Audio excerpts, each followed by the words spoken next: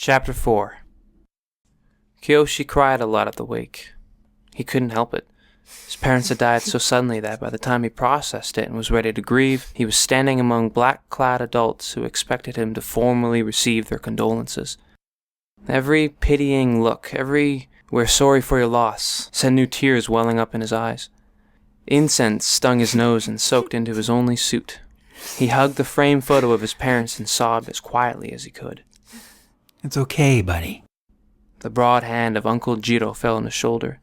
Kyoshi curled against the frame and let his uncle handle the adults. Poor little Kyoshi-kun. Will he be staying with you now? For the time being. We're so sorry for your loss. Hanta-san was a good friend of ours. Yes. Thank you for coming. One of the adults, a familiar face from dinner parties, knelt down and gripped Kyoshi's shoulders. Kyoshi rubbed a fist under his leaking nose and hesitantly looked up. Attaboy. You'll be alright. He clapped Kyoshi's shoulders. Men have to be strong in times like these.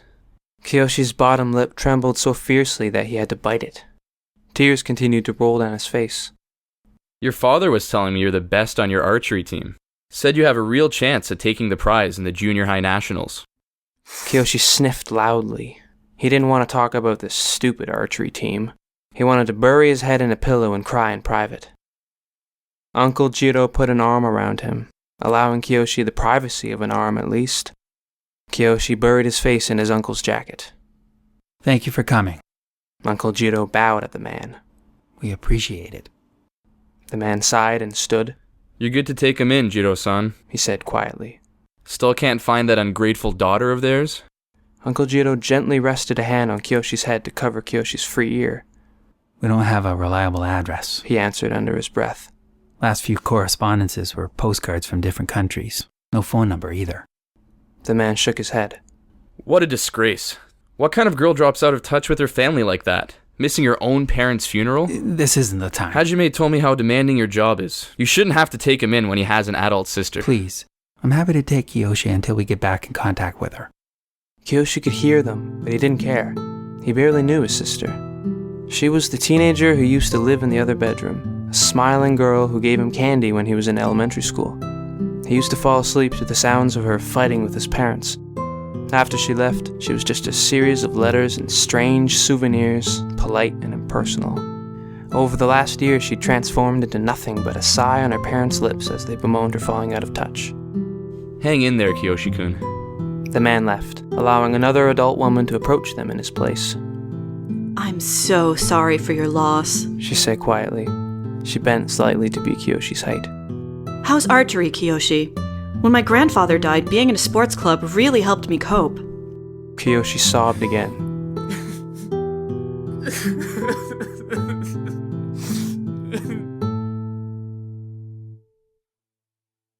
Ayase was getting worse. She could feel her self-control slipping from her rapidly failing grip. And Sachi had noticed. He jumped out of his chair the minute she'd come back from the hospital bathroom, asking why she'd gone so pale.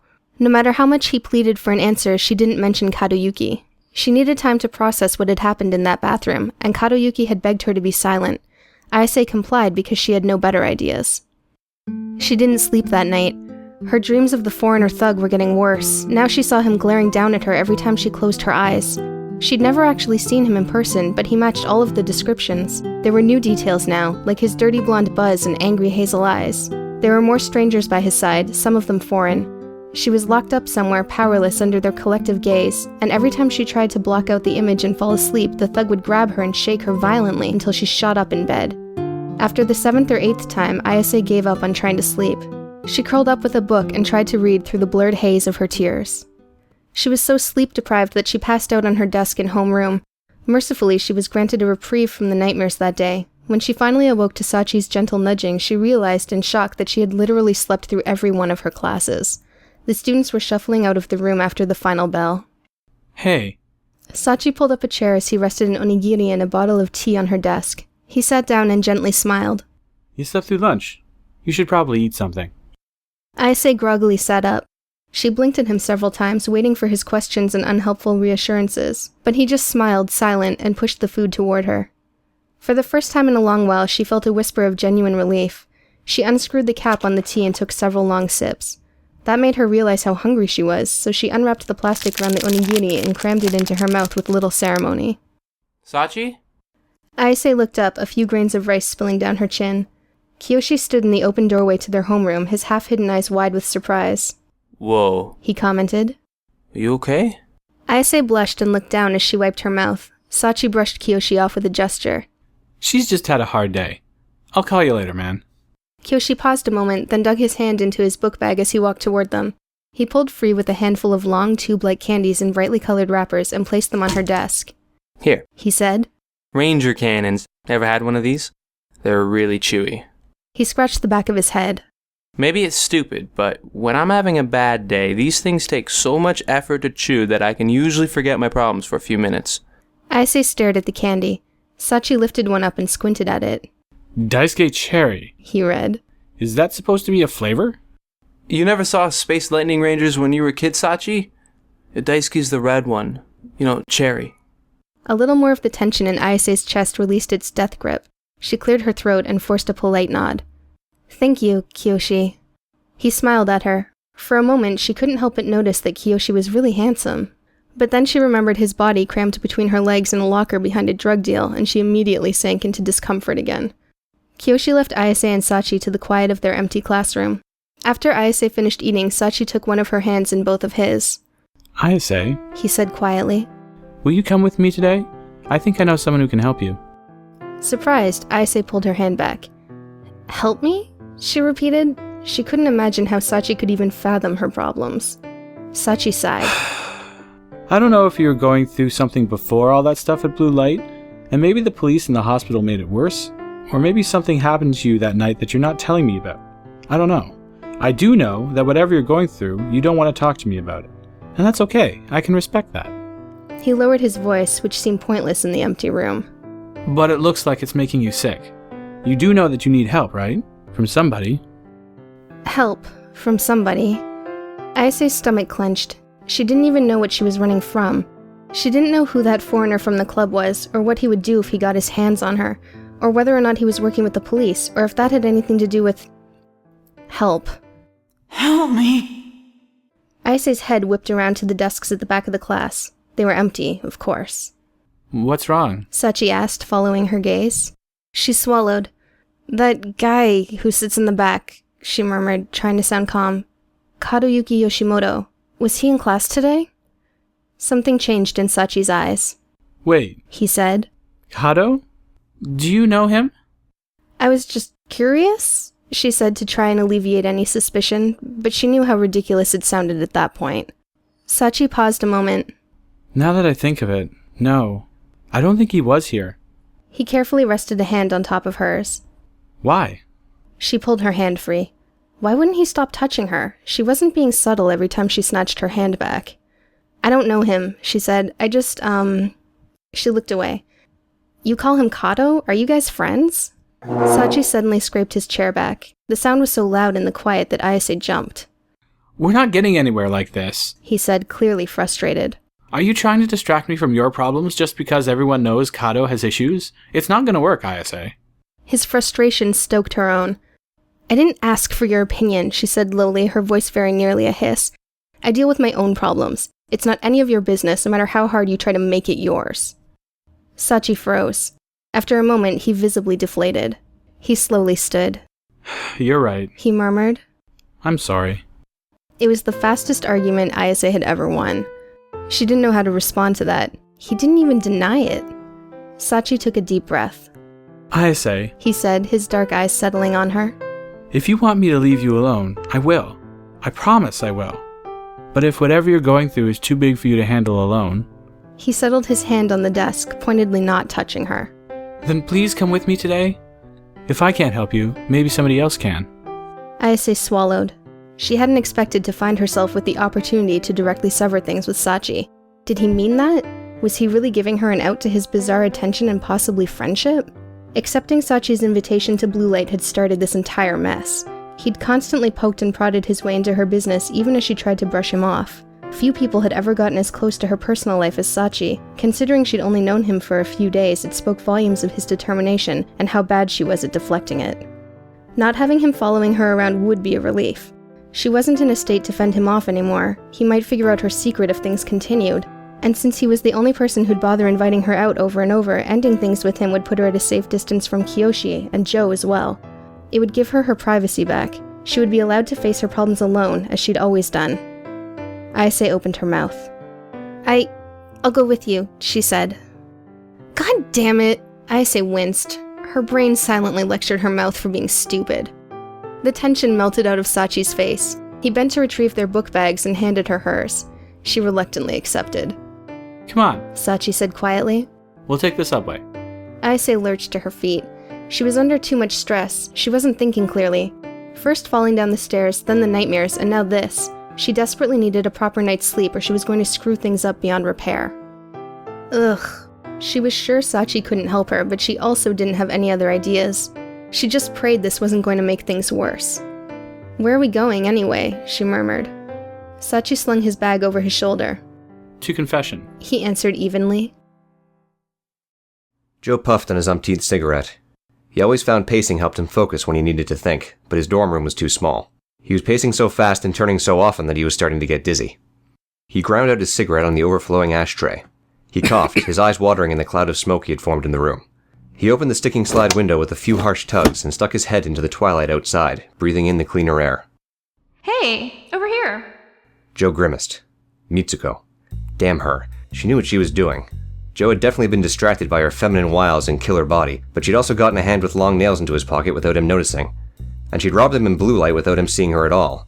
So the sexy distraction thing was just insurance. She was a qualified pickpocket without it. Joe was mostly self-taught, but he'd met a few other thieves and burglars in his day. He knew a college student who could do sleight-of-hand magic. He used it to earn coins while busking on the street, and jewelry while packed in overcrowded subways. One of Joe's foster acquaintances was notorious for planting porn in the offices of federal employees who were dicks to kids in the system. But he'd never seen a girl like Mitsuko. The combination of skill and charm was deadly. He also considered her one of the greatest threats he'd ever come across, not only because she was competition, but because she lifted 2 stolen wallets off him already. She knew he was robbing people. Joe angrily bit a fingernail and fought the urge for another cigarette. He either had to take Mitsuko down or win her over. Taking her down would be difficult, considering she was a popular and female upperclassman. He could try to concoct a trap that would get her kicked out of school, but considering how low Fukahashi's standards were, they probably didn't expel for anything short of murder. And if she was already 17 or 18, her being out of school didn't mean she would be out of his life. Hell, she possibly had a license and access to a car. She possibly had a cop boyfriend who would happily kick Joe's ass. He'd seen hot girls with brains land politicians at her age. No, taking her down was too risky. He needed to know more about her first. And the concept of winning her over instead was too tempting. The electricity he'd felt between them wasn't just her trying to get into his pocket. Was it? Damn it, he thought. This is sounding dangerously hot. Joe's thoughts were suddenly cut off by a rapping on the door. He pulled himself inside the window and scowled. Spitting out the shards of fingernail now on his tongue, he went to unlock the door and yell at Kyoshi for forgetting his keys again. But Kyoshi wasn't outside. A tall upperclassman stood in the hallway, one gloved hand raised in preparation to knock again. Their eyes met. And something happened. Joe didn't know what it was, he just suddenly felt something pull at the deepest recesses of his being. He stopped breathing for a second, something very strange and very old surfacing inside his heart. What the hell? The upperclassman looked almost as surprised as Joe. His dark eyes were wide as he and Joe stared at each other. Then, after a few moments, his expression neutralized and he raised one fastidiously plucked eyebrow. He drawled. And who are you? Joe snapped out of whatever had come over him. He cleared his throat and furrowed his brow. You're the one at my door, he said evenly. Who are you? Senpai, he added. The upperclassman smiled. He was reasonably handsome, but more than anything, he was painstakingly groomed. There wasn't a single crease in his uniform, a single hair out of place on his head. Even the mole on his chin looked strategically positioned. The black gloves he wore with his school uniform seemed strangely appropriate, like how white gloves look natural on a man in a tuxedo. I'm sorry, you're right. The upperclassman lowered his hand. I'm Toya Kamishita, one of the student advisors at Fukuhashi. I'm looking for Kyoshi Honda? Joe was about to blurt an excuse, then reminded himself that Toya had asked for Kyoshi. It had nothing to do with Joe skipping school that day. Kyoshi hasn't come back yet, he answered. I think there was some sports club thing he wanted to go to. That's too bad. Do you know when he'll be back? Toya glanced over Joe's head into the room beyond. And were you smoking in your dorm room? Joe quickly stepped into the hallway and pulled the door shut behind him. No, he said quickly. I don't know when he'll be back. Toya raised an eyebrow again. I suppose, as an advisor, I'll have to reprimand you. In the hallway, Joe noticed more clearly that the man wore cologne. It was strong and smelled expensive. Was that why Toya made him feel so weird? Joe wasn't used to smelling anything but smoke or cheap deodorant on classmates. It's not mine, Joe offered. Toya leaned forward and rested a hand on the doorframe, effectively trapping Joe against the door. Joe Oda, He said. right? If I'm remembering the dorm assignments correctly. Joe was getting uncomfortable. The cologne was making him dizzy. Was there something in it? Joe was reminded of something he'd heard once. Some swingers mixed actual pheromones into their perfume if they had the cash to buy it off cosmetic labs. Pheromones didn't smell like anything, but they drew people in. Joe stopped. A swinger. Sorry? Joe pensively offered this time. Toya smiled, all but confirming Joe's sudden suspicion. You don't look sorry. He drawled. He's hitting on me. Joe felt a degree of relief flood through him. If that was the strange vibe he was getting off this guy, Joe could definitely handle it. He'd been hit on by guys before, and it didn't particularly bother him. His confidence regained, Joe met Toya's eyes. You don't look like a student advisor, he retorted, if you don't mind me saying. Toya shrugged. Is Kyoshi in trouble or something? Joe asked, trying to change the subject. It worked. Toya pulled his arm back so he wasn't looming over Joe. Nothing like that. Toya assured him. It's actually related to the sports clubs. All the sports advisors want me to talk to him about joining the archery team. Joe remembered that Kyoshi had mentioned archery before. I thought he wanted to play soccer, he commented, remembering the several times he'd tripped over that damn ball in their room. Maybe Honda-kun never spoke to you about his junior high experiences in archery. He is by far the most talented archer to ever come to this school, and his bizarre wish to join the soccer team would be a waste of his talents. Joe didn't quite buy it. Kyoshi joining the soccer team, is that much of an issue? He clarified. Let me put it this way. Toya flipped a few gloved fingers in the air. He was nationally ranked in junior high, and I mean nationally ranked out of all archers, not just preteens. He beat records of adults and professionals. Joe paused. He tried to imagine Kyoshi that good at something. Have you seen my sandwich, Joe? Thought I left it in the bathroom, but I already checked there. Joe frowned. He never got hit in the head at one of his meets, did he? Excuse me? Joe shook his head. Never mind, he murmured. I'll tell him you came by. Is that all you needed, Senpai? Toya's tone changed slightly. For now. Although I'd be happy to set up an appointment meeting with you, Oda-kun. He smiled thinly. Fukuhashi is a dangerous environment for someone with no focus. If you're going to make alliances, you should make them with people who have your best interests in mind. Joe crossed his arms. I don't particularly like making alliances, sorry. Toya's eyes dragged over to Joe's white watch. Joe tucked his wrist more tightly into his arms. I have a lot of white shoes, he lied. Toya leaned in. His cologne assaulted Joe's senses anew. Just like the school doesn't want Honda-kun to waste his natural talents, he said. I would hate to see you waste what nature blessed upon you, Joe Oda. Toya dipped a hand into his pocket and pulled out a small metal business card case. He unsnapped it with one hand and slipped out a card with 2 fingers, offering it to Joe. It would get him to leave, and Joe didn't see how it could hurt. He accepted the card with both hands. I'll keep it in mind, Joe murmured. He opened the door behind him, slipped back in his room, and bowed his head before closing the door. Toya smiled as he disappeared behind the edge of the wood. Joe let out a breath. He really needed a cigarette, but he figured he'd wait a few minutes before risking it. He didn't want Toya to knock on his door again and ask for some sort of favor to not report him. He took a stick of gum from Kyoshi's change pile instead. As he tossed the wrapper and pushed the gum into his mouth, Joe looked at Toya's business card more carefully. Toya Kamishita, it read. Investment advisor. There was an email address and phone number.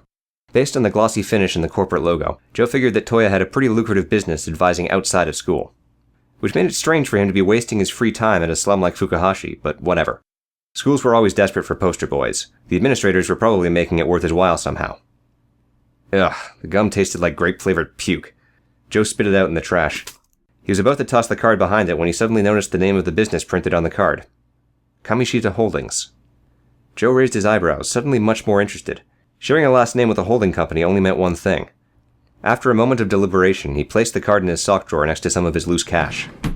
That upperclassman was probably rich as hell, and he wanted Joe's ass. Joe smiled to himself. This could be useful. Ayse's dreams were different now. She was still trapped in some sort of clear cage, but the blue light gangster was gone. His small audience had disappeared with him except for one member, a man with skin the color of dilute tea. He sat on a chair and watched her in silence, his green eyes never wavering. He didn't seem angry like the gangster, he just looked pensive. He eventually stood and pulled on plastic gloves. Ayase recoiled in her cage. He murmured something in an alien language as he broke the seal of her prison. She pulled back, but he managed to clutch her arm. Only it wasn't an arm, it was a wing. A translucent wing with a rainbow reflection in the light. He carefully extended her wing and let his green eyes trail over it. Ayase tried to break free, her other wing fluttering so fast that it slapped awkwardly against the floor, but his grip was too strong. She eventually gave up, submitting herself to the gloved fingers that eventually made their way to her chitinous back. Those fingers ran over her slowly, sending strange feelings throughout her veins. She felt calmer, trapped, but not unsafe. He whispered something else in his foreign tongue and gently raised her other wing. We're here. Ayase snapped awake. The subway screeched as it slowed, swaying her in her awkward position propped against a window. The familiar chime rang overhead. Ayase stumbled to her feet and followed Sachi out of the subway car. Once safely out of the station, she took a second to rub her aching neck. They were in Ueno, which meant that she hadn't been sleeping very long. She was clearly exhausted enough to drop into dreams the moment she closed her eyes, but why had her dreams suddenly changed? They were like the earlier nightmares, but the dark-skinned foreigner didn't make any sense. She dreamt about the blue light thug because she'd met him, and she was afraid he was after her. Having a mob of threatening strangers with him wasn't odd, but this amount of detail... She didn't recognize the dark-skinned man from her memory at all. What's the matter? Sachi asked. Ayase shook her head. She had much more important things to worry about than her bizarre dreams. Nothing, she mumbled. Lead the way. Sachi led her down a few streets. Ayase followed him mechanically, letting her mind wander again. In the dream, she'd imagined herself as an insect, but that wasn't unusual for her. The glass cage, it didn't have bars, it was more like a bubble around her. Like a glass ball, or... She remembered the man breaking the seal on her cage from above. A jar, maybe. She was an insect in a glass jar. That's not very original. Ayase frowned. She was overthinking this. Sachi suddenly stopped. Ayase dropped her train of thought and looked up. They were on an average commercial street, the sidewalks lined with independently owned restaurants, shops, and other small businesses. Tucked between a nail salon and a noodle shop was an oldish building with a few floors and high multicolored windows. Ayase couldn't figure out what it was until she saw the wooden cross perched on a small landing in front of a second-floor window. A church? She blurted. You were being literal about the confession thing? Sorta. Sachi scratched the back of his head. There's a guy here who's helped me through a lot of stuff these past few years. He's really nice. I'm sure you'll like him. Ayase felt more out of place than usual. She hesitated. Are you Christian? She asked after a moment. No. Well, maybe. I think my birth parents might have been. He gestured to the door. Want to give him a try? Ayase hesitated again. She was much more familiar with Christian practices than her classmates. Her children's home had been Catholic, and all her caregivers had been nuns. Hell, she'd lived in that place until just a few months earlier when she finally moved to Fukuhashi's dorms. She'd spent the vast majority of her life in a Catholic institution.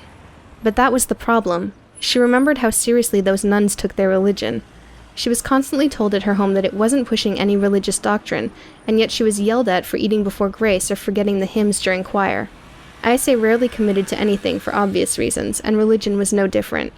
She swiftly discovered that she had to hide that from the nuns, or they'd either get angry or blame themselves, both of which made Ayase supremely uncomfortable. Maybe I shouldn't go in if I'm not Christian, Ayase murmured. Sachi waved off the comment. He's a community guy. He says he's specifically here to help people who aren't Christian. Ayase let out a breath. She couldn't think of another good excuse. Ghostly screams of nuns from the past echoed in her ears as she followed Sachi inside. It was a bit dim in the church. Much of the light that filtered in took on the colors of stained glass, sending bright patterns across the wooden floors. The walls were stone, but the rows of pews were wood, and they led to a simple altar at the front of the large room. A Western man in black mopped the floor in front of the altar. He hummed to himself while swaying rhythmically. His light-colored hair was flattened against his head by a pair of giant headphones wired to a music player on his hip. He didn't seem to notice them approach. Sachi called to him a few times, but received no response. When he tapped the man on the shoulder, the man finally spun around. His face lit up. Sachi-kun! The man tugged down his earphones. Ayase heard the tiny, muffled beats of what sounded like hip-hop. How nice to see you! And you brought a friend. He added, turning blue eyes to Ayase. Blue eyes. Blue eyes. She knew those blue eyes. But from where? Her mind quickly scanned her memories, but she couldn't place them. And yet, she felt like it was important somehow. The man seemed to notice her furrowed brow. Oh my, is something wrong? Ayase knew that Sachi was watching her, but she had to stop worrying about him worrying. No, she said slowly, just, have we met? Her eyes fell on the familiar black collar with its thin white stripe. Father, she added, pronouncing the title in English. He smiled broadly. Father, well, isn't that sweet? Where did you learn that from? Are you Christian, my dear? No, I was raised in a Catholic home. I see. Father is actually an English term for a Catholic priest. We don't use it in Poland. He set down his mop. Anyway, you can just call me Daniel. The way he pronounced it in Japanese sounded like Danieru. Ayase repeated it, adding a san. To answer your question, I don't think so. Have you ever come here before? Ayase shook her head. Damn it, where did she know him from? He was very tall, and his straw blonde hair was full and a bit long, almost like a shortened page cut. He would stand out like a sore thumb anywhere. So how come she couldn't place him? Sachi stepped in to speak on her behalf. No, He said. Daniel-san. This is Ayase Watanabe. She's a classmate of mine. I say. Daniel repeated. So this isn't the girls from middle school you always talk about? Sachi suddenly stiffened. He stared at Daniel, his eyes wide in disbelief. Daniel wilted. I mean, never mind. Not important. He cleared his throat. So, how can I help you today? Sachi colored and looked away. I guess I wasn't supposed to hear that, Ayase thought. She didn't care about Sachi's girl troubles in the slightest, but she doubted telling him that would help. Ayase begrudgingly continued the conversation. Sachi said you're good at listening to people. She shuffled her feet. Like confession. Although I'm not really looking for... She trailed off, but didn't want to shut him down completely. She didn't want to leave until she figured out why she recognized him. Proper confession is for Catholics, dear. But I'm more than happy to listen to your troubles and advise you if I can. He gestured to Sachi. Sachi comes by to talk all the time. He was so worried about the start of school that Daniel-san, please. Sachi turned even redder. Daniel gave an embarrassed laugh. Oh, never mind. Great. Ayase sighed. The priest obviously couldn't keep a secret. What the hell could she talk to him about? Suddenly, one of the pews near the back of the room creaked. Ayase turned. No one was there. There was another creaking, followed by the faint sound of ruffling fabric. Sachi's brow creased. He was about to head toward the noise when Daniel reached out and touched his shoulder. I've got this. Daniel murmured. He cleared his throat. Hello? He called out. Do we have a stray cat, or is someone sleeping there? There was no response for several seconds. Then, a faint moan. Daniel brushed by Ayase and Sachi and walked quickly toward the haunted pew. Once he reached it and looked down, he gasped. Kadayuki-kun! He cried. What on earth are you doing there? Kadayuki. Ayase went rigid as the nearly forgotten confrontation in the bathroom rushed back to her. Watanabe-san, help me. Her heart started to pound. She watched Sachi rush over as Daniel helped a groggy boy to his feet. It was the Kadayuki from their class, all right. He still wore his uniform, although the tie was undone. His jacket slid to the floor. It looked like he had either been sleeping on it or under it. What the hell was he doing there? Ayase's mind raced. She had a terrible feeling that this was significant. Kadayuki had been in the same hospital bathroom as Ayase during a school day, and now he was here, sleeping in the back of some hole-in-the-wall church Sachi had dragged her to. There had to be a connection, but what? What? Ayase's palms began to sweat. Kadayuki had begged for her help. Now he was in front of her again, pale and disoriented as Sachi pulled Kadayuki's arm over his shoulder. He clearly did need help, but she had no idea what kind. She had to do something. She had to. She shakily clenched her fists. We have a few beds in the back, Daniel said. Sachi-kun, can you help me bring him there? Sure, but what are you doing here, Kado? Kadayuki didn't respond. Instead, he leaned his weight against Sachi, pulled his arm free from Daniel, and started frantically patting down his pockets. Phone. He blurted. I can't. I need that. He almost sounded drunk. Daniel sighed and instead put an arm around Kadayuki's waist. I know Kadayuki-kun is a friend of yours, Sachi-kun. Maybe he'll talk to you if you have some privacy. Sachi awkwardly agreed to try. Ayase bit her lip. Good, Sachi. Keep him busy in another room. Kadayuki, as if suddenly noticing what was happening, made an alarmed grunt as he was dragged along. Wait. He mumbled. Who's with you? Where are you taking me? He tried to squirm free. You need a bed, young man. Daniel reprimanded. Don't worry, I'll get you some food once you're more awake. But no, Sachi, who's with you? His delirious questions disappeared behind the wooden clunk of a closing door. A moment later, Daniel came back through the door alone. Now. Her heart in her throat, Ayase ran up to the man, his light-colored eyebrows furrowed as she approached. You look like you've seen a ghost, he murmured. Ayase swallowed hard. I need to talk to you, she said quickly. About him. Which him? Kadoyuki. Is he one of the people you talk to? Daniel let out a breath. Not really, he replied as he stretched out his shoulders. I think Sachi recommended this place to him years ago, and he comes every once in a while.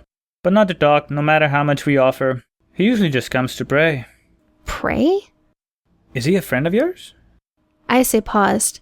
How the hell could she explain that she didn't even know him? That the only reason he was even in existence in her mind was because of a moment of coincidence when they'd been in the same bathroom and he'd literally thrown himself on her mercy. So she didn't try to make any connection. She just blurted out the story of the bathroom, not pausing to breathe until she'd told the priest everything. Daniel frowned. God help me, he murmured. He didn't tell you anything else? Ayase shook her head. And the classmate who came for him, you think he was running from him? Ayase licked dry lips. This was the right thing to do, right? She'd been burdened with Kadoyuki's problems, but she was in no condition to help him. Passing off that burden to an authority figure was a good idea, right? Especially if, bizarrely, Kadoyuki already had a relationship with this place? It made sense, but that didn't make her feel better. This was all getting so complicated. The upperclassman was trying to get him to see a doctor, she explained. So, I don't know. Kadoyuki said he couldn't know I was there. I'm not sure if he meant the upperclassman, the doctor, or someone else. Daniel let out a breath.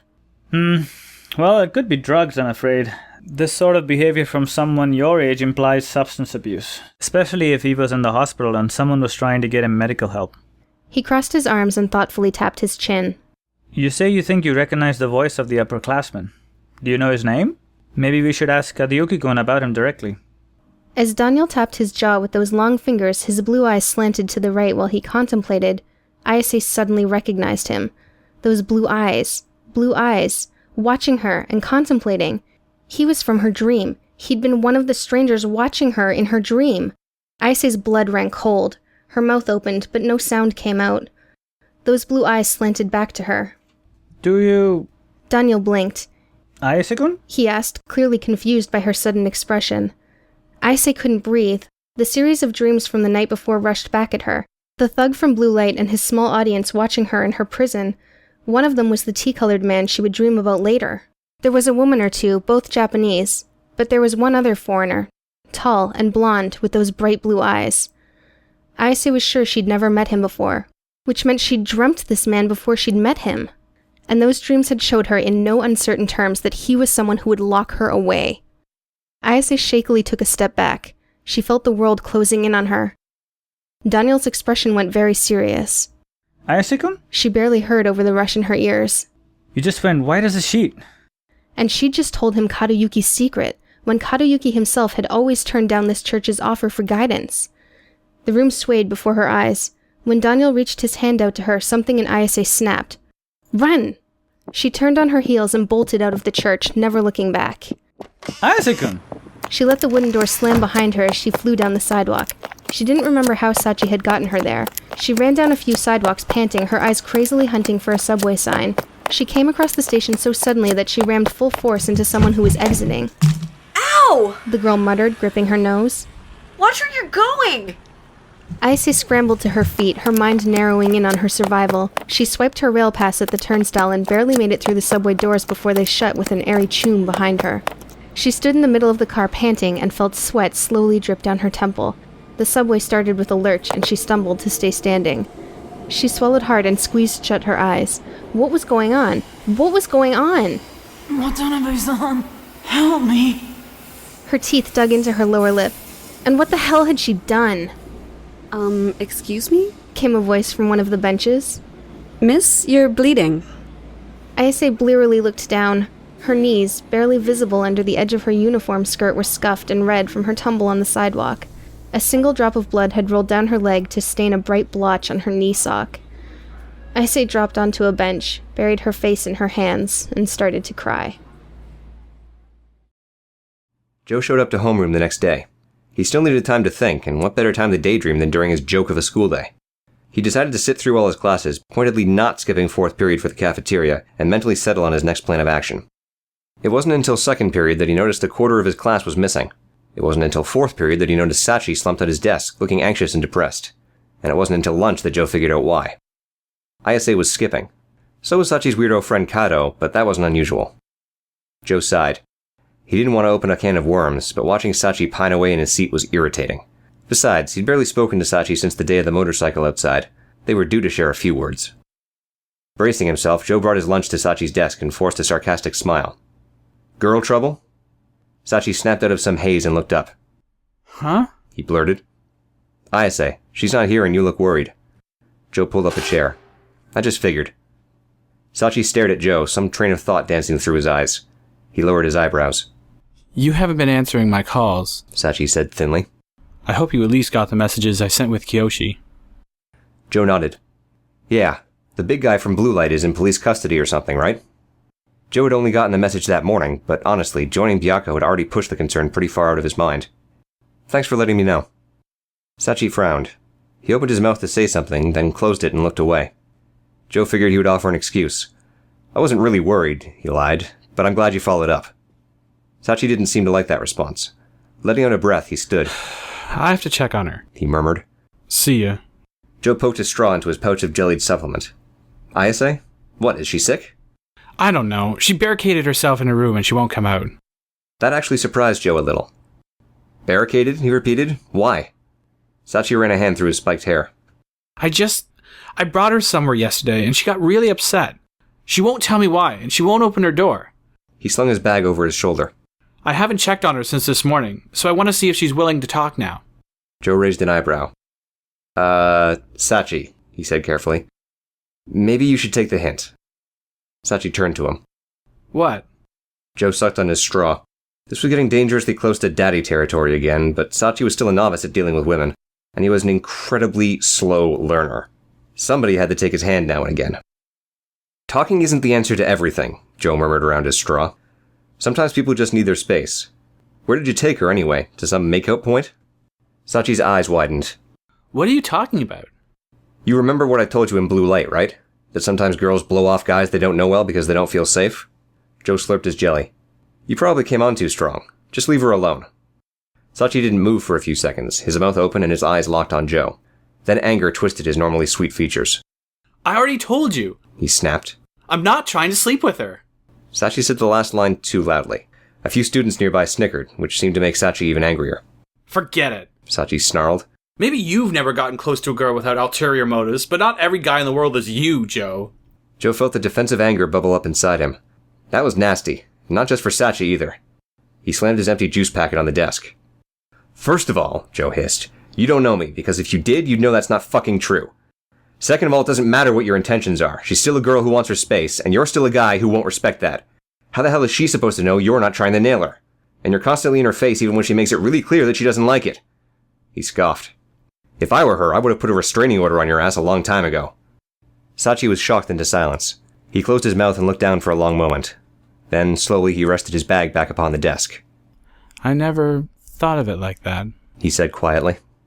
Joe irritably stood. "Of course not, because you'd rather talk than think.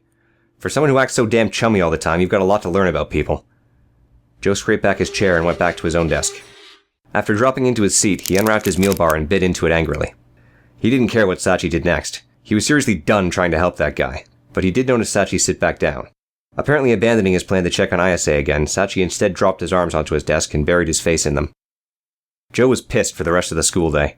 He ignored Sachi and stormed out the minute the last class was over. He had some errands to run, but he went to an arcade first and blew a few hours shooting digital zombies with a bright red gun. It helped alleviate his frustration, if only a little. What the hell was wrong with his classmates? Joe felt like he'd been dragged into some sort of PSA where wide-eyed teenagers were so naive and helpless that peer pressure could convince them to jump off a bridge. And every time he reached out to offer some sage advice, like with Sachi, like with Kyoshi and his puppy love, or the few stupid times he tried to help that Kato kid, he was insulted and attacked. He'd actually put on cover-up that morning because of all the bruises on his face. None were from his famous fight with drug dealers, mind you. They were from classmates Joe had been trying to help. Well, screw him. Joe was done. Time to blow off Team Lame and seek out people who are more like him. People who could have a good time without drama, for example. With that thought, Joe went shopping that evening. He purchased something small, something that would fit in his pocket even when he wrapped it in tissue paper and bundled it with a small note. He also bought a new wallet and a wallet chain, since there was no way in hell he was letting his own property get stolen again. Satisfied, he took the subway home that night. There was a problem on the track, so he got kicked off a few stops short of school. He was a little uneasy walking home in the dark, but then he remembered the bit of good news Sachi had provided. If the cops had nabbed the Gaijin time bomb, Joe had nothing to fear now. It relaxed him further and even softened the edge of his earlier anger with Sachi. Joe strolled down the nighttime street, relieved that he could start living a normal life again. He needed a smoke. That was one of the benefits of being outside at night. Nobody noticed he was underage. He lit up a cigarette while he walked, took a long drag, then snapped away the orange glow of his lighter. Somebody whistled behind him. Joe turned to see a few teenagers loitering outside a tiny noodle shop. Hey, give me a cigarette, bro, one of them called. Joe gave a vaguely apologetic shrug and kept walking, other things on his mind. A light suddenly flashed in the corner of Joe's eye. Joe squinted and blocked it with his hand. He turned slightly to see one of the teenagers flickering a flashlight on and off at him. It was annoying as hell. The boys started murmuring among themselves. Joe tried to ignore it and keep walking, but whoever held the flashlight was now following him. He wants a cigarette! The punk called after Joe. You rude piece of shit! Yeah, I'm the rude piece of shit. Joe wanted to duck into a store to lose them. Unfortunately, he was in an office-heavy district, so none of the businesses nearby were open. The other punks joined the one with the flashlight, jeering at Joe and following in his footsteps. Joe made a turn and the group followed, which started to worry him. Joe didn't know these particular teenagers, but he recognized the type, convinced they were tough enough to start shit with strangers. Joe had no interest in getting into a pissing contest with guys like that, especially when he was outnumbered. He finally turned to face them directly. The teenagers stopped. I'm already smoking my last stick, Joe snapped. Don't make me call the cops. He pushed a hand into his pocket to fake a cell phone. The boys murmured among themselves again as the flashlight trailed over his body. The hair on Joe's neck stood on end. The flashlight landed on the watch on his left wrist. The teens whooped and rushed forward. Joe was too shocked to respond fast enough, so he only ran a few steps before someone grabbed the back of his shirt. He was dragged back into the small group, who cheered as they half-shoved, half-carried Joe into a nearby alley. Biako, pussy! One of them cried. Stay you forever! Seiryu, Byako's rival gang, the one that supposedly no longer existed. You've got to be fucking kidding me. Joe kicked outward as hard as he could. His shoe connected with the body, sending someone flying in another direction. He wrenched an arm free and swung his fist as hard as he could, but he couldn't aim properly, and it only glanced off someone. Someone shoved Joe from behind, so Joe whipped around to face him. The moment he did, someone delivered a kidney punch so squarely that Joe choked on his breath and crumbled into the concrete. Look at this guy with his fancy clothes and expensive haircut. One of the punks taunted. Is Biako just a clubhouse now? That's what they say. You guys probably sip cocktails and suck each other's cocks. Joe struggled to get up, but someone kicked him in the stomach hard enough to knock the wind out of him. Joe collapsed to the ground again, real fear pulling out a cold sweat on his temples. He was in trouble. He didn't stand a chance against 3 or 4 guys, especially if they got in a few good hits. Mentally cursing Seiya and Miki for not warning him, his mind scrambled for ideas. What's Byako? He gasped. It was worth a shot. One of the boys laughed. He reached down and grabbed Joe's hair, yanking Joe's head up so he could wheeze rank breath into Joe's face. You little shits are nothing without Takeshi! He snarled. And you tell that piss-licker Miki that we're gonna take turns carving our names into his girly ass! One of the other punks suddenly yelled out in pain. Joe's hair was abruptly released. His cheek slammed into the pavement, sending his vision spinning. He heard the sounds of fighting around him, but for some reason all the hands on him lifted and he was left miraculously free. He swallowed down bile in his throat and struggled to his knees. He scrambled backward, his arms crossed in front of his face to block any headshots with his forearms. But no one touched him. Joe blinked his blurred vision to see several of the thugs lying unconscious around him. The last standing thug rushed a tall figure who blocked the exit out of the alley. The mysterious new arrival dodged the rush and grabbed the thug's skull. Joe figured the dark was playing tricks on him, because he thought he saw the figure lift the thug by the face and throw him into a wall. The thug slid to the ground, motionless. The figure turned to Joe and reached for him. Joe scrambled backward in a panic, his heart thundering in his ears. But then he noticed, over the reek of sweat and blood and fear, a familiar hint of expensive cologne. His blurry eyes focused on the hand reaching for him. It was wrapped in a black glove. It's okay, Joe-kun, Toya said gently. Don't be afraid. The adrenaline pumping through Joe's veins suddenly fizzled, which caused his stomach to lurch. He dropped onto his hands and knees and vomited onto the pavement. Unable to process what was going on around him, Joe focused on emptying his stomach for a few seconds. A flashlight clicked onto him again and he cringed. Toya hummed some sort of positive note as he trailed the light over the pool of Joe's vomit. No blood in there, he commented. That's a good sign. Joe heard the small clack and beep of a cell phone, then Toya's voice again. Hello? It looks like there was a gang fight downtown and some teenagers were hurt. His voice faded as he walked back to the street. We'll need some ambulances and the police. It's at the corner of... Joe spat one last time and shakily checked his pockets. He stumbled to his feet, wiping liquid from his mouth, and... damn, even his eyes and nose were leaking. He hated puking. He coughed and staggered up to Toya. I don't need an ambulance, he blurted. Just call it for those other guys. He wanted to distract from the real concern out of Toya's mouth. Police. Toya raised an eyebrow at Joe as he shut his cell phone. You need a doctor, he said. I have to insist. I'll go to a clinic. Ambulances freak me out. Joe almost winced at the line. He wasn't thinking straight enough to make a good excuse. For some reason, Toya didn't argue the point. Fine, he said. You can go to a clinic as long as you let me accompany you. There's one a few blocks from here. Can you walk? It was the best Joe could hope for. He nodded and let Toya help him down the street. Shortly after they turned the corner, Joe heard the distant sound of sirens fade in. Joe swallowed. He felt awkward.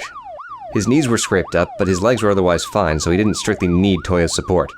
But Toya's gloved hand stayed locked on Joe's elbow, like a teacher leading a troublemaker to punishment. And that grip was rock hard. Joe wondered how much of Toya lifting those gang members had really been his imagination. Joe said at last to break the silence. I was just, I happened to be taking a walk, he explained. I saw them jump you. They assumed you were Byaku because of your white watch, is that right? Joe cleared his throat. They assumed. I didn't do anything. Toya let out a breath through his nose. I have trouble believing you didn't know you were wearing a gang symbol. He glanced down at Joe, his eyes black in the dark. You don't seem like the naive type. Joe wasn't sure how to answer. He felt that weird pull again, like when he'd first met Toya in the dorm. It didn't feel particularly sexual this time, just intense and hard to describe. Maybe it was the cologne. He needed to overpower it with something. Joe fumbled in his pockets until he found a cigarette. He slipped it between his lips, then remembered who he was with. He sheepishly pulled it back out as Toya chuckled. All right, he said. I'll allow you one cigarette before we get to the clinic. He smirked. As long as you promise you'll try to quit. Joe swallowed and lit up his cigarette. He tentatively offered one to Toya. They're addictive, Toya said icily. I would never volunteer to be a slave to something. The change in tone sent goosebumps tingling along Joe's skin. The grip on his elbow tightened. Yikes. Joe dragged deeply, hoping the nicotine would smooth out the conversation. After a few puffs and a few wet coughs, Joe did feel a little calmer. He brushed down his disheveled hair with his free hand. By the way, he said quietly, thank you for helping me out, Senpai. Toya's grip loosened. That's what I'm here for, he said gently. I want to help you, Joe. Joe furrowed his eyebrows. I appreciate that, but I don't really need help. I'm sure there are a lot of other students. Joe trailed off. He wasn't sure how to deflect this. Toya clucked his tongue. You must be new to Tokyo. Technically, but I grew up in Kanto. Toya looked down at him and smiled thinly. But not in this city, he confirmed. Which means you don't understand what goes on around here. Tokyo is what we call a hotspot, Joe-kun. It's very close to reaching its boiling point. And when that happens... He raised his free fist beside his face, then opened it suddenly. Boom. Joe furrowed his eyebrows. What the hell was that supposed to mean? Toya's grip suddenly softened. I know there's a lot you don't understand right now, but I'm afraid you're going to be dragged into something very dangerous. You already have been, between blue light and tonight. Don't let your pride get in the way of your safety. Joe removed the cigarette from his mouth. I don't, he answered lamely. Toya sighed. Maybe the last few days have been a fluke for you. But if things get too big for you to handle alone, please consider my offer. That's all I ask. Joe swallowed hard. There was that pull again. Maybe not sexual, maybe not the cologne. It was starting to feel more fundamental, deeper, almost familial. Joe suddenly wondered, abstractly, if he and Toya were related. I'll consider it, Joe finally answered, not sure if he was lying or not. Toya rubbed his thumb along Joe's elbow. Thank you, he murmured. Ayase knew how far gone she was. She'd realized it from within her panic, a message from the tiny shred of objectivity in the raging torrents of her mind. She was beset on all sides by a madness that threatened to swallow her, but she could see it. She could feel it. That meant she could do something about it. She needed a plan. There was too much going on, and she hadn't been able to process it all. Well, now she was going to process it. The best she could, anyway. She just needed time and space. So when she made it back to her dorm room that afternoon, she locked the door, dove into her bed, and buried herself under the covers. She could think through this. She could. She was a girl who turned into a swarm of bugs, damn it. She'd dealt with the unimaginable all her life. She just had to block everyone out and lay responsibility on the one person in the world she trusted. Herself. A few hours later, Sachi was knocking at her door and calling out questions. She ignored him. When he came back that night, she ignored him again, but he knew she was in there. She had to yell at him to make him disappear. Once she was left to blissful silence again, she went back to working through the tangles in her mind. After hours of contemplating, she climbed out of bed and stumbled to her desk. She dragged her arms over the desktop, shoving everything off onto the floor. She dropped into her chair, slapped a single piece of paper onto the desk, and started roughly sketching out a diagram. The giant gangster at Blue Light. He was an obvious enemy. He'd knocked her out and locked her up, and now she was pretty certain he'd figured out her secret and was chasing her. Ayase circled his name frantically. He was enemy number 1. But there were many others. The dark-skinned foreign man with the green eyes, the priest Daniel, 2 Japanese women she'd never seen before. She circled them together. They'd all been in her dreams about being captured by the Blue Light gangster. Now she knew that the dreams held a degree of truth, however that was possible. She considered them all a threat to her safety. The police, Detective Nakajima and the heavy-set officer she'd seen at the station and at school. They'd supposedly captured the Blue Light thug, but the circumstances had been suspicious. There was no proof that the man was captured, and there was the possibility that the police were working with him. Ayase drew a tentative line from the cops to the thug. Then there was Sachi. Ayase bit her lip and drew a line between him and the priest. Sachi said he trusted Daniel and told him secrets, yet Ayase considered the priest a threat. Had Sachi told him about her? They'd been together when Ayase fled the church, so Sachi had probably filled the priest in. Ayase's mind frantically scanned her few days with Sachi. Had she left any hints about her power? How much of her personal information had she given away? He might have even mentioned the school dorm, which meant Ayase had to consider her room unsafe. But where else could she go? She was too young to get a hotel room, which meant she might have to go back to her old children's home. But it was Catholic, and she'd mentioned it to the priest. He might have already figured out which home it was, since she'd learned over the years that Catholics were better connected to each other than pretty much anyone. And then there was Kaduyuki and the upperclassman with the gloves. There was a connection between them, but Ayase knew far too little to guess the nature of it. Kaduyuki seemed to have a connection to Sachi, and through Sachi to the church, although the priest had said Kaduyuki was hesitant to talk about himself. Did Kaduyuki know the church couldn't be trusted? But with what? Kaduyuki had his own secrets, but nobody had a secret like Ayase's. Several people had already guessed that Kaduyuki's secret had to do with drugs, and the priest did have some information on him now. Ayase shakily drew a connection between Kaduyuki and the priest. That one was her fault. She still didn't know enough. She expanded her diagram, adding and overlapping more circles and more connections. Joe and Kyoshi had a connection to Sachi and the night at Blue Light. What was the drug dealer's name? Suzuki? By the time she'd written out the names and descriptions of everyone she'd met since school started, there wasn't a single person who could be ruled out as a threat. Ayase blinked her stinging eyes. She'd always seen the world around her as a dangerous place, filled with people who could never understand her. But now, scribbled out in her own desperate handwriting, was the world teaming up in an offense against her. She buried her head in her arms. Ayase? Ayase jerked up at her desk. There was knocking at her door again, accompanied by Sachi's voice. She blinked her eyes, which felt unusually heavy. Had she fallen asleep? Ayase, are you okay in there? Please open the door.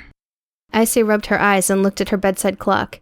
6:45 a.m., she thought in disbelief. She'd been scribbling late into the night, but she'd still slept for several hours. She couldn't remember any dreams. The knocks on her door turned to bangs. Sachi started begging. I'm sorry I brought you to church yesterday, he cried. Whatever I did to upset you, I'm really sorry. Just please open the door. Please come to school. Ayase's eyes flew back to her diagram. Sachi's name was right in the middle, linking everyone and everything, inviting her to Blue Light and the church, pushing his way into her life, connecting the world against her. Something in Ayase snapped. She jumped from her chair so quickly that it clattered to the floor behind her. Leave me alone! She screamed. The bangs at her door stopped. Several moments of silence passed. Finally, mercifully, she heard the sound of footsteps leaving. Ayase ran a hand over her face and breathed heavily. She had to get out of there. She didn't know if her dorm was safe, and Sachi wouldn't rest until he'd forced his way in. She started pulling out all her drawers, throwing anything important she could think of into a pile on her bed. She wasn't worried about a change of clothes. She just wanted underwear, money, medicine, pads for her period. She dumped all the books out of her school bag and stuffed it with essentials. She scanned the list of emergency phone numbers she always kept on her person to make sure it was updated. Detective Nakajima's number was on there. Ayase angrily crossed it off. But there was also that hospital, her old children's home, Sachi, so many numbers loaded with uncertain danger. She was debating whether or not to toss the list entirely when she heard the scrape of a key in her door. Ayase froze. Her eyes flew to the slowly turning doorknob. Somebody had found her. Somebody was already here. Go away! Ayase screamed in a panic. Heart in her throat, she grabbed a pair of scissors and whipped toward the door. An upperclassman with shoulder-length bleached hair stood in the doorway. Surprise lit up her pretty face. Ayase opened her mouth, but no sound came out. She'd seen this girl before. In the hallways and the lunchroom, usually surrounded by packs of boys. But other than that, Ayase didn't know her. The girl wasn't on Ayase's list. The upperclassman raised an eyebrow. Sorry if I surprised you, she murmured. I'm your roommate. Ayase Watanabe, right? I'm Mitsuko Hoshino.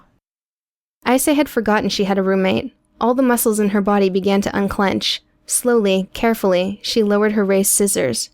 Ayase swallowed. Nice to meet you, she mumbled.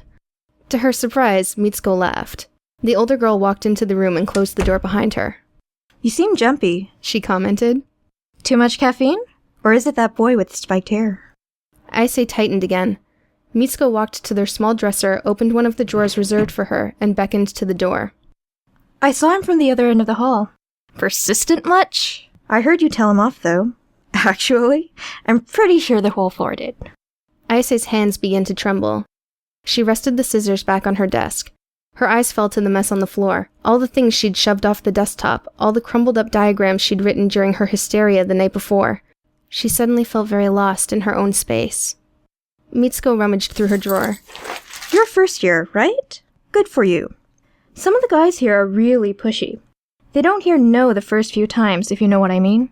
That kind of shit gets dangerous fast, so forget all the nice girl crap your mom taught you growing up. You need to defend yourself. I noticed, Ayase thought darkly. At least, and this calmed her slightly, she was hearing cautious mistrust suggested by someone other than herself. Mitsuko glanced behind her. My house is near here, and I like to crash with friends, she explained. You'll have this place mostly to yourself. But don't go through my stuff, okay? That's all I ask. You can have anyone over if you've got friends or a boyfriend or something. Ayase looked down. Not really, she murmured dazedly. Mitsuko paused. Hey. Her eyes moved to the half-packed bag on Ayase's bed. Are you okay? Ayase squatted down to start picking up the chaos around her desk. I'm fine, she blurted. Sorry about the mess. She heard Mitsuko sigh. Ayase dragged the garbage can closer so she could throw away the crumpled paper. She heard the sounds of more rummaging, then the drawer sliding shut. Footsteps across the room. Mitsuko squatted beside her. She took Ayase's hand, which made Ayase jerk back so suddenly that Ayase fell onto her butt. Mitsuko didn't reach out again. Instead, she offered something small and cylindrical that rested across her palm. Mitsuko smiled gently. I don't make a habit of giving these to underclassmen, but you look like you could use it.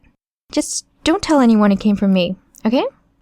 Ayase stared at the cylinder. It was shorter and thicker than a pen, made of metal painted black. A yellow stripe sliced across its surface. What is it? Mace. Here. Mitsuko gripped it with her palm and kept her index finger ready on top. If you're really in trouble, spray this into the bastard's face. It hurts like hell, but doesn't cause any permanent damage.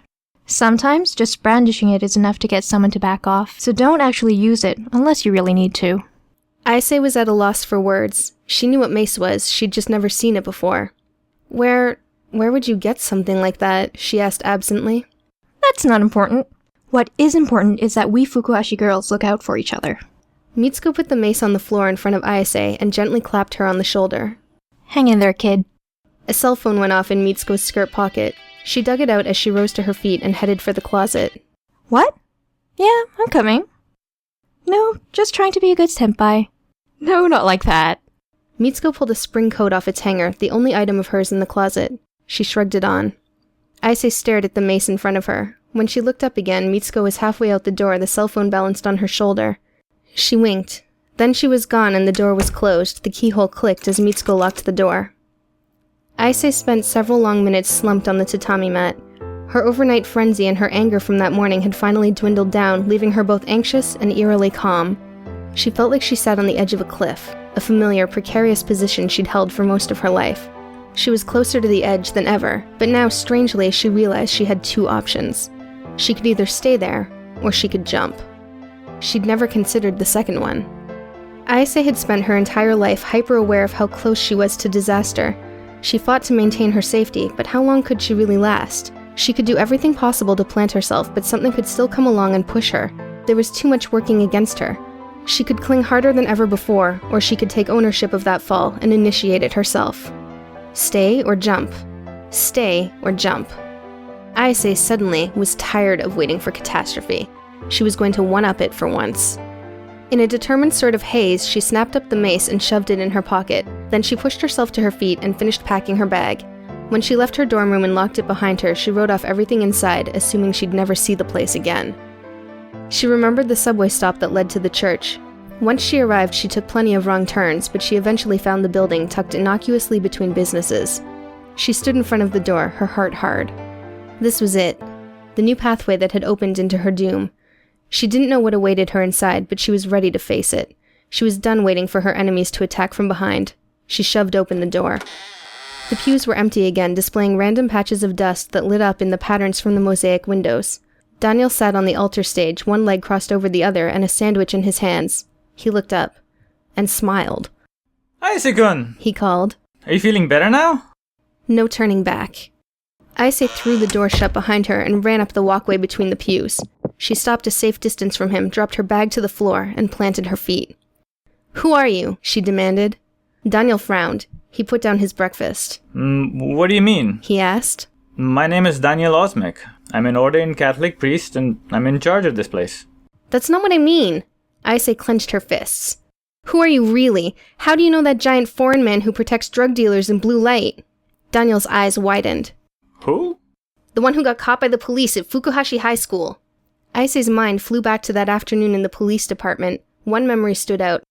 The one wearing long sleeves.